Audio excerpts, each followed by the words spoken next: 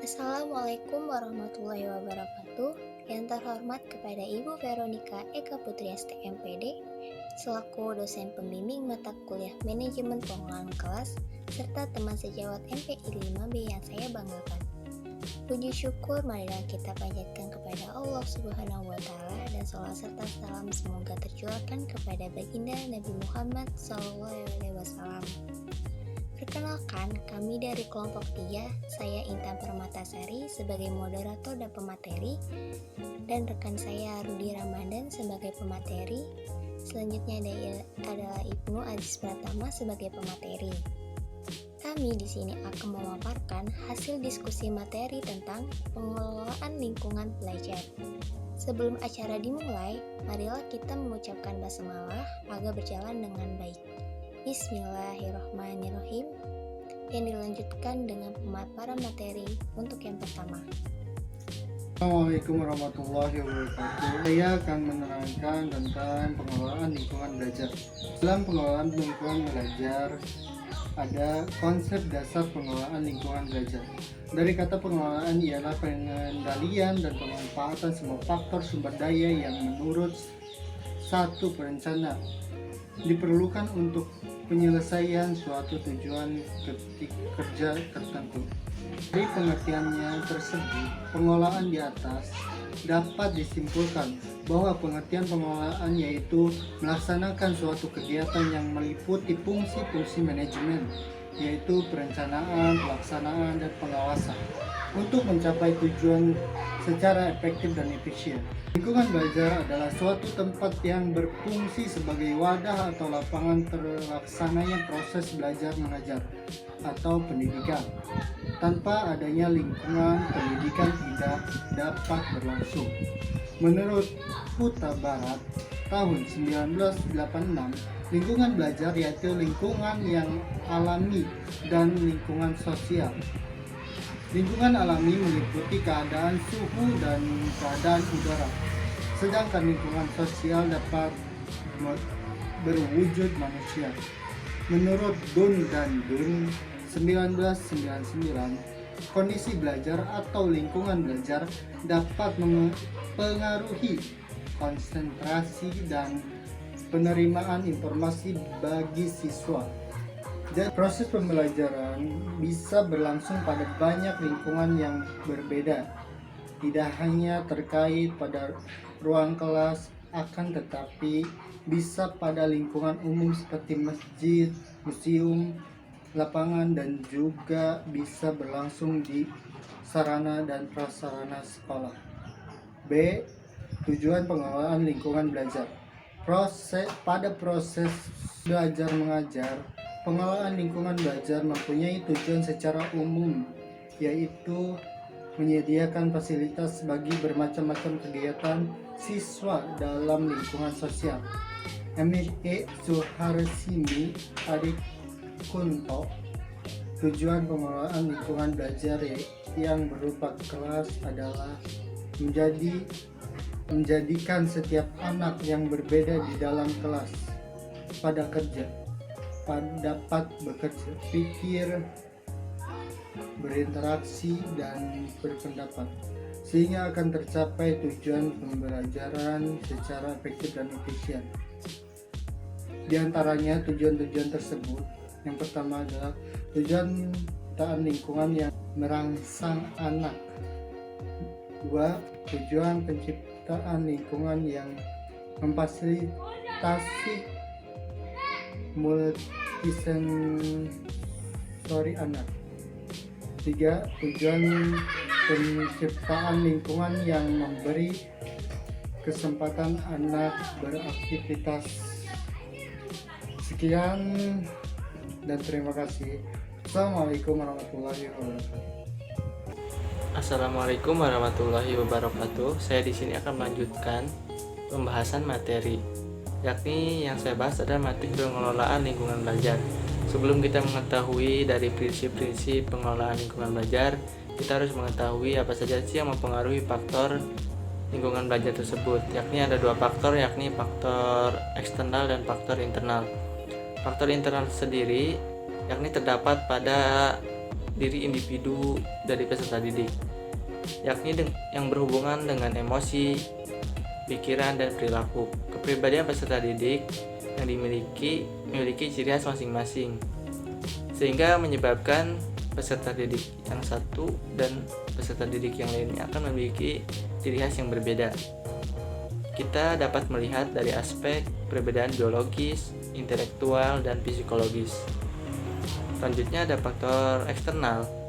Faktor eksternal ini yakni terkait dengan masalah suasana lingkungan belajar, mulai dari penempatan peserta didik, pengelompokan peserta didik, dan jumlah peserta didik di dalam kelas itu sendiri. Contohnya, masalah jumlah peserta didik di dalam kelas akan mewarnai dinamika kelas. Semakin banyak jumlah peserta didik di dalam kelas, cenderung akan lebih mudah terjadinya konflik. Tapi sebaliknya, ketika di dalam kelas sedikit jumlah peserta didiknya, cenderung sedikit kecenderungan akan terjadi konflik dari peserta didik itu sendiri. Setelah kita mengetahui faktor apa saja yang mempengaruhi dari pengelolaan lingkungan belajar, kita masuk ke prinsip-prinsip. Prinsip yang pertama, kita harus menerapkan sikap hangat dan antusias kepada peserta didik, yakni diperlukan dalam proses belajar mengajar. Pendidik hangat dan akrab pada peserta didik akan menunjukkan antusias, semisal pada tugasnya, dan penerapan sikap hangat dan antusias ini akan berdampak pada hasil pengimplementasian pengelolaan pembelajaran yang baik terhadap peserta didik. Yang selanjutnya ada prinsip penggunaan kata dan tindakan. Cara kerja bahan-bahan santun, arif, ramah, dan menantang akan meningkatkan gairah untuk belajar sehingga mengurangi kemungkinan munculnya tingkah laku yang menyimpang. Prinsip selanjutnya prinsip bervariasi. Di dalam prinsip selanjutnya ada bervariasi, mulai dari bervariasi penggunaan alat dan media, gaya mengajar peserta didik, pola interaksi antara pendidik dan peserta didik, sehingga mengurangi gangguan dan akan meningkatkan perhatian peserta didik terhadap apa yang disampaikan oleh pendidik tersebut. Kevariasian ini merupakan kunci untuk tercapainya pengelolaan pembelajaran yang efektif dan menghindari kejenuhan itu sendiri. Poin selanjutnya di dalam prinsip ada keluesan. Keluesan yakni dalam tingkah laku pendidik. Yakni keluesan ini akan mengubah strategi pengajarannya dengan mencegah kemungkinan munculnya gangguan peserta didik serta menciptakan iklim belajar mengajar yang efektif. Keluesan ini dalam pengajaran dapat mencegah munculnya gangguan seperti keributan peserta didik, tidak ada perhatian, dan tidak mengerjakan tugas. Seperti itu. Poin yang selanjutnya yakni penekanan pada hal yang positif. Penekanan di sini yaitu penekanan yang dilakukan pendidik terhadap tingkah laku peserta didik yang positif. Jadi intinya, guru tersebut lebih memberikan apresiasi kepada peserta didik yang melakukan hal-hal yang positif dibanding menegur ketika pembelajaran berlangsung ketika ada peserta didik yang melakukan hal-hal yang negatif seperti keributan di dalam kelas. Yang terakhir, poin penanaman disiplin diri. Tujuan akhir dari pengelolaan pembelajaran adalah anak peserta didik dapat mengembangkan disiplin diri sendiri, dan juga kepada pendidik sendiri hendaknya dapat bertanggung jawabnya. Pendidik itu harus mencerminkan hal-hal yang baik kepada peserta didik, sehingga peserta didik tersebut menjadikan sebuah kebaikan atau tingkah laku yang baik tersebut suatu kebiasaan. Sekian pemaparan materi dari saya. Selanjutnya akan dilanjut ke pemateri selanjutnya. Terima kasih. Poin D.